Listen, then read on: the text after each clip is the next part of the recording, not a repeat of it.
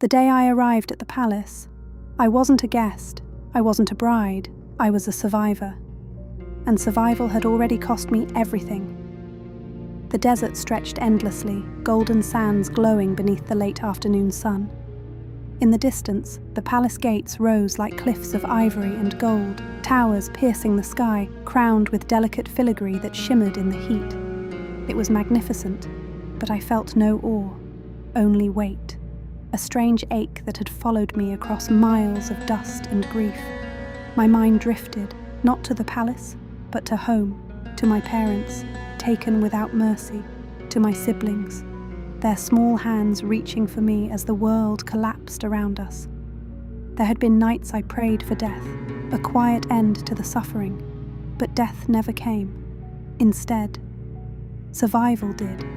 Every raid, every endless step of the caravan, every night beneath indifferent stars. Survival had hardened me. I learned to fold sorrow neatly inside myself, to wear composure like armor. Beside me walked Nadia, my companion, my only constant.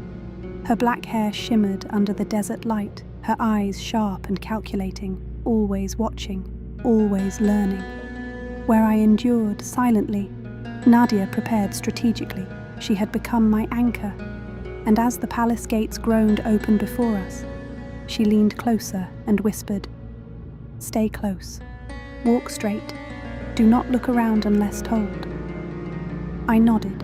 We stepped inside. The courtyard was alive with movement. Slaves in flowing robes carried baskets of fruit and folded silk. Attendants glided silently across polished floors. Servants ushered newcomers through archways carved with intricate designs. There was grandeur everywhere, and yet it deepened the hollow inside my chest. We were not entering luxury. We were entering a system. They led us to a great hall, ceilings painted in geometric patterns, floors polished to a mirror's shine. This was where we were examined, our health, our posture, even our teeth. I kept my face neutral. When the overseer's eyes caught the small scar along my collarbone, a relic from the raids, her gaze lingered. But she said nothing. "You are fit," she declared. "You will serve in the court." Court. The word landed heavily. I did not yet know what that meant, but I understood this much.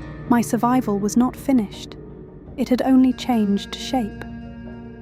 Before we were allowed near the inner halls, we were ordered to prepare ourselves. Clean, neat, presentable.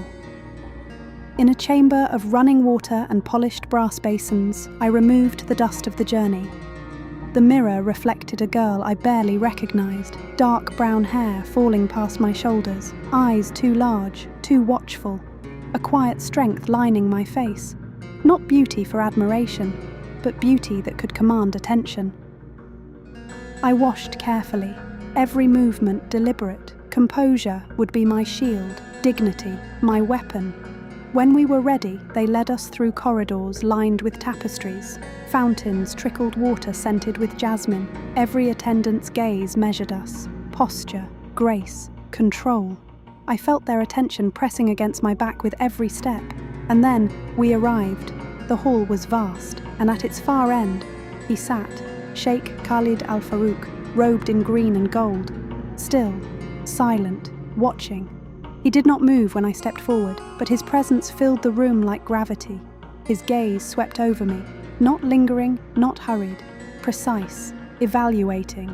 There was no warmth in it, no cruelty either, only power, the kind of power that does not need to announce itself.